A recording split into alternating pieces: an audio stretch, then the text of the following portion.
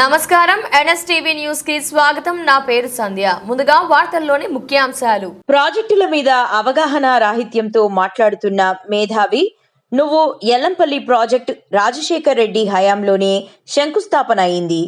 మేము కాదనలేదు, కానీ ఆ ప్రాజెక్టు పూర్తి బాధ్యత తీసుకువచ్చింది టిఆర్ఎస్ నాయకులు, అది తెలుసుకో అన్నారు. చెప్పుతోడు కొట్టుకోవాలి, మా ఊళ్ళలోకి వస్తే చెప్పుతోడు కూడా కొడతామని చెప్పును చూపించేటువంటి పరిస్థితి ఇవాళ కాంగ్రెస్ వచ్చినాక తయారైపోయింది. అదే కేసీఆర్ గారు ఉన్నప్పుడు ఈ యూరియాను మరి బఫర్ స్టాక్ పెట్టి ఎప్పుడో మార్చి ఏప్రిల్లో తీసుకొచ్చి స్టాక్ పెట్టి ఎప్పుడైతే రైతులకు అవసరం ఉంటుందో అప్పుడు సంపూర్ణంగా రైతులకు అందజేసినటువంటి పరిస్థితి. ఇవాళ ఇదే యూరియా పరిస్థితి ఎట్లాంటి పరిస్థితి అయిపోయిందంటే రైతులు మూడు నెలలుగా అరిగోస పడతా ఉన్నారు. మరి రైతులు అల్లాడుతున్నటువంటి పరిస్థితి వచ్చేసింది. రైతులు పసిపిల్లల్ని తీసుకుపోయి మహిళలు, మా చెల్లెలు జ్వరాలు వచ్చినా బాధలు వచ్చినా మరి అది లైన్లు కట్టి చెప్పుల లైన్లు పెట్టి ఆధార్ కార్డు లైన్లు పెట్టి ఒక ఆధార్ కార్డు ఒకటే బస్తా ఇస్తే 10 ఎకరాల రైతుకి ఎక్కడ సరిపోతుంది? దీనిలో ఒక పెద్ద కుట్ర నడుస్తుంది అనేది నేను ఈ మధ్యలో వింటా ఉన్నా. ఏం కుట్ర నడుస్తుందంటే గతంలో కేసీఆర్ గారు ప్రభుత్వం ఉన్నప్పుడు దీని మీద సబ్సిడీ ఇచ్చి ఎరువును యూరియాను తీసుకొచ్చేటవాడు. ఇవాళ సబ్సిడీ ఎత్తివేయాలనే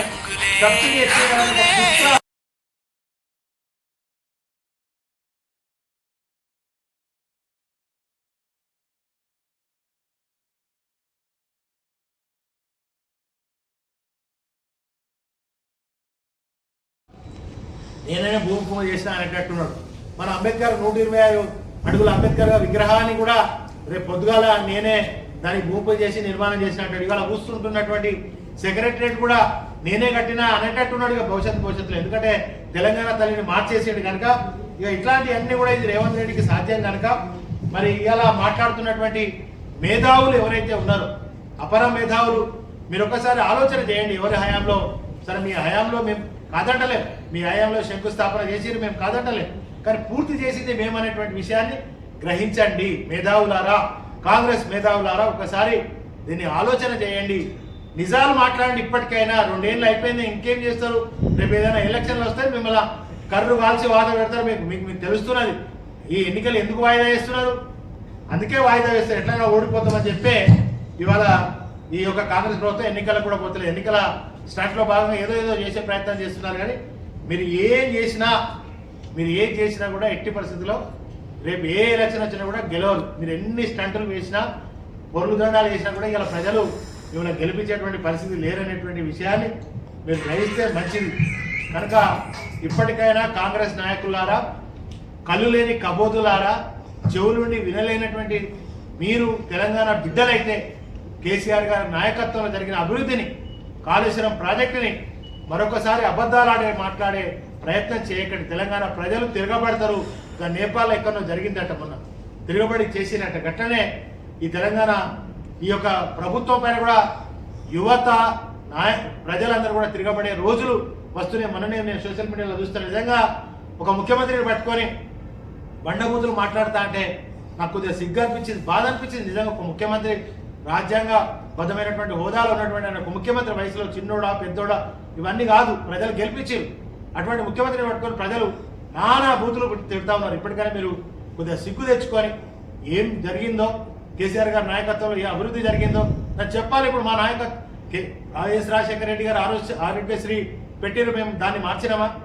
రాజశేఖర రెడ్డి గారు తెచ్చినామని చెప్తాం. అదేవిధంగా ఆయన ఫీజు రియంబర్స్మెంట్ పథకాన్ని తీసుకొచ్చిండు, అది కూడా మేము తెచ్చినామని చెప్తాం. రాజశేఖర రెడ్డి గారే తెచ్చినామని చెప్తాం.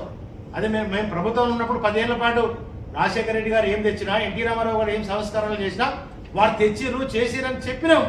కేసీఆర్ గారు కూడా చేసినటువంటి వాటిని చెప్పాలి. మీరు ప్రజలు తిరగబడేదాకా చూసుకోవద్దని చెప్పి తెలియజేస్తూ ఎల్లంపల్లి ప్రాజెక్టు గురించి ఇప్పటికైనా కొద్దిగా నేర్చుకొని చదువుకొని ప్రెస్ మీట్లు పెట్టేటప్పుడు చూసుకొని వస్తే మంచిది. మరి ఈ యొక్క తలకాయ మీద మెడకాయలు ఉన్నటువంటి వాళ్ళకు తెలియదా అని ఒక ఎమ్మెల్యే మాట్లాడాడు. మరి ఇప్పుడు ఇవన్నీ నిజాలు చెప్పినా కదా, ఎవరికి తలకాయ మీద మెడకాయ లేని వాళ్ళు రేవంత్ రెడ్డి మాట్లాడిన వాళ్ళ? ఇప్పుడు 2014లో మీరు పూర్తి చేసిండ్రా? ఈ మాట్లాడినటువంటి నాయకులకు ఎవరికి తలకాయ మీద మెడకాయ లేదో కాంగ్రెస్ నాయకులు దీన్ని మాట్లాడేటప్పుడు కొద్దిగా ఒళ్ళు దగ్గర పెట్టుకొని నోరు దగ్గర పెట్టుకొని మాట్లాడేటప్పుడు ఇప్పుడు హరీష్ రావు గారు మాట్లాడిన దానిలో తప్పున్నదా? 100% వాళ్ళకు నాలెడ్జ్ లేకనే మాట్లాడుతున్నారని చెప్పిండ్రు. అలా తప్పేం లేదు కదా.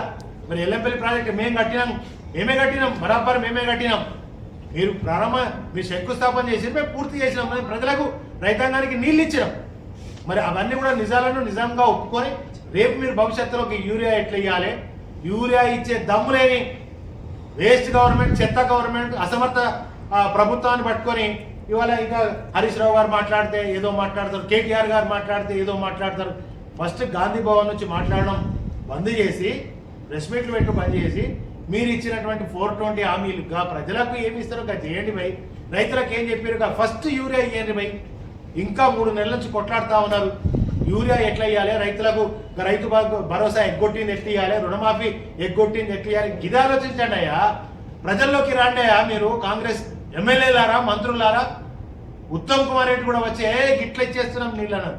ఏవైనా నీళ్ళు? ఎల్లంపల్లి నీళ్ళు ఎవరికి ఇచ్చిందా? నారాయణపూర్కి వచ్చి ఇమీడియట్లీ నిర్వాసితులకు బాధితుల 15 ఆగస్టు లోపు నిర్వాసితులకు అందరికి ఇచ్చేస్తాం. మేము ఇచ్చినాం నిర్వాసితులకు. కనుక మీరు ప్రజలకు ఉపయోగపడే, ప్రజలకు అవసరమే మీరు ఇచ్చినటువంటి హామీలు ఇవన్నీ నెరవేర్చే ప్రయత్నం చేయండి తప్ప మీరు ఈ అబద్ధాలు ఇంకా మానుకోండి. అబద్ధాలు ఆడడం మానేయండి. ప్రజలకు ఏదైనా చేయండి అని చెప్పి నేను విజ్ఞప్తి చేస్తాను. ఎల్లంపల్లి ద్వారా నీళ్లు పోయే అవకాశం ఎట్లున్నది హైదరాబాద్కు? కనుక ఇవన్నీ తెలియకుండా ఆకాశంకెళ్ళి తరలించే అవకాశం ఏదైనా ఉందా? మరి ఈ మాట్లాడే ముఖ్యమంత్రికి కానీ, మాట్లాడే ఎమ్మెల్యేలకు, మంత్రులకు కానీ ఇంకొక దారి ఏదైనా ఉంటే చెప్పండి నాకు. ఎల్లంపల్లి నీళ్లను మీరు హైదరాబాద్ కానీ పంట పొలాలకు కానీ అందించడానికి ఆస్కారం ఏదైనా ఉందా? ఆకాశంతో తరలిస్తారా? మీరు ఒక్కసారి ఆలోచన చేయాల్సిందిగా కాంగ్రెస్ నాయకులకు నేను విజ్ఞప్తి చేస్తా ఉన్నాను. తెలంగాణ భవిష్యత్తు అవసరాల కోసం, మరి వాళ్ళ దాహార్తి తీర్చడం కోసం, సాగునీటిని ఇవ్వడం కోసం మనం నిర్మించినటువంటి కాళేశ్వరం ప్రాజెక్ట్ ఏదైతే ఉందో దాని ద్వారా మరి ఇది సాధ్యమవుతుందని చెప్పి కేసీఆర్ గారు ఆనాడు ఆలోచన చేసి భావి తరాలకు 100 ఏళ్ళైనా 500 ఏళ్ళైనా తెలంగాణ కరువు రావద్దు, కటకాలు రావద్దు, మళ్ళీ తాగునీరు కానీ సాగునీరు కానీ ఇబ్బంది కావద్దని మరి అపార భగీరథమే ప్రయత్నం చేసి మరి కాళేశ్వరం ప్రాజెక్టు కట్టుకుంటే ఆ కాళేశ్వరం ప్రాజెక్టు కూలిపోయిందంటారు. అసెంబ్లీ సాక్షిగా రేవంత్ రెడ్డి